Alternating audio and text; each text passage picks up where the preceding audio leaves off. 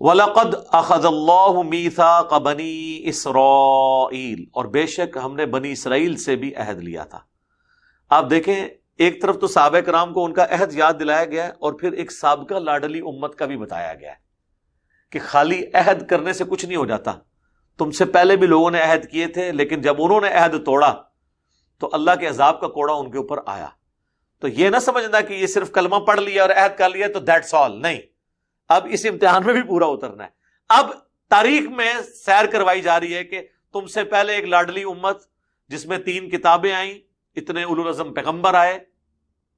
ان سے بھی اللہ نے عہد لیا تھا، وہی ایپیسوڈ یہاں پہ ریپیٹ نہ ہو۔ ہم نے بنی اسرائیل سے عہد لیا تھا، وَبَعَثْنَا مِنْهُمُ 12 نقیبا، اور ہم نے مقرر کیے تھے 12 سردار۔ ان میں وہ 12 سردار اس لیے مقرر کیے تھے کہ حضرت یعقوب کے 12 بیٹے تھے، حضرت یعقوب کا لقب تھا اسرائیل، اسی سے بنی اسرائیل یعنی اسرائیل کی اولاد، اس کے بیٹے، وہ 12 قبائل تھے۔ تو قبائلی چونکہ سسٹم میں تعصب بہت زیادہ ہوتا ہے، تو اللہ تعالیٰ نے وحی کے ذریعے حضرت موسیٰ علیہ السلام کو کہا کہ اس کنفرنٹیشن کو اوائڈ کرنے کا طریقہ یہی ہے کہ سارے قبیلوں کے اپنے اپنے سردار مقرر کر دو اور وہ اس کو ہینڈل کریں۔ وَقَالَ اللَّهُ إِنِّي مَعَكُمْ، اور اللہ نے فرمایا کہ بے شک میں تمہارے ساتھ ہوں، لیکن شرط کے ساتھ۔ اب یہ شرطیں ذرا گنتے جائیں، اور یہی شرطیں اللہ کی ہم سے بھی ہیں، کیونکہ اللہ کی سنت تبدیل نہیں ہوتی۔ لَإِنْ أَقَمْتُمُ الصَّلَاةَ، کہ اگر تم نے نماز قائم کی، یعنی جو پہلا فرض ہے، نماز پڑھنی نہیں خالی قائم بھی کرنی ہے، اور نماز پڑھی تو مسجد میں جاتی ہے، قائم باہر کی زندگی میں ہوتی ہے۔ یہ نہیں کہ نماز میں ایاک نعبد و ایاک نستعین اور باہر نکل کے بابے، یہ نہیں، باہر نکل کے بھی اللہ ہی، یا نماز کے اندر آپ جو ہے وہ گناہوں سے بچنے کے لیے اللہ سے دعائیں کر رہے ہیں اور عذاب کی آیات سن کے رو رہے ہیں، اور باہر نکل کے آپ وہی کام کر رہے ہیں، نہیں، باہر بھی اس کو قائم کرنا ہے۔ وَآتَيْتُمُ الزَّكَاةَ، اور زکوٰۃ دیتے رہے۔ جیب ڈھیلی ہوتی ہے نا تو اسی وقت ہوتی ہے جب آپ اس کاز کو بڑی کاز سمجھتے ہیں۔ یہ لٹمس ٹیسٹ ہوتا ہے اللہ کی راہ میں خرچ کرنا۔ وَآمَنْتُمْ بِرُسُلِي، اور تم ایمان لاؤ میرے رسولوں پر، اور خالی رسولوں پہ ایمان نہیں، وَعَزَّرْتُمُوهُمْ، اور مدد کرو رسولوں کی ان یہ مشن میں۔ ظاہر رسولوں کی مدد یہ تو نہیں ہونی ہے کہ انہوں نے کوئی فرینچائز آپ کو دے کے جانی ہے، یا انہوں نے کوئی پروڈکٹ لانچ کرنی ہے کہ آپ نے اس کی پبلسٹی کرنی ہے، نہیں۔ رسولوں کی مدد کیا ہے؟ لوگ سمجھتے ہوں گے کہ رسولوں کی مدد یہ ہے کہ نبی علیہ السلام کی جوتیاں اٹھا کے آگے چلنا شروع کر دیں آپ،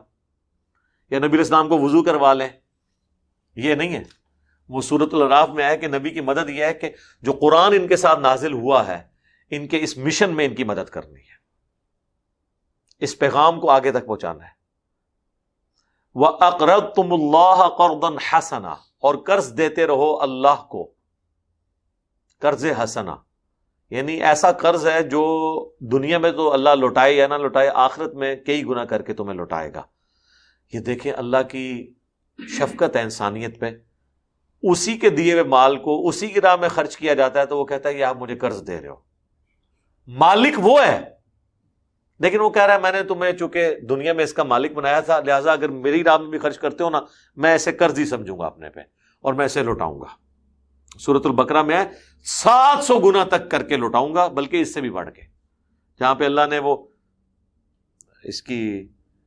دانے کی مثال دی ہے کہ ایک دانہ بوتے ہو، اس میں سے سٹے نکلتے ہیں، پھر ہر سٹے میں 700 دانے، اور اس طریقے سے آگے۔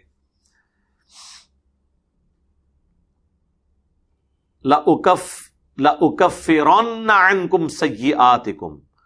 یہ جو شرائط پوری کرے گا، جو عہد کرنے کے بعد نماز قائم کرے، اللہ کی راہ میں زکوٰۃ دے، رسولوں پر ایمان لائے، ان کی مدد کرے،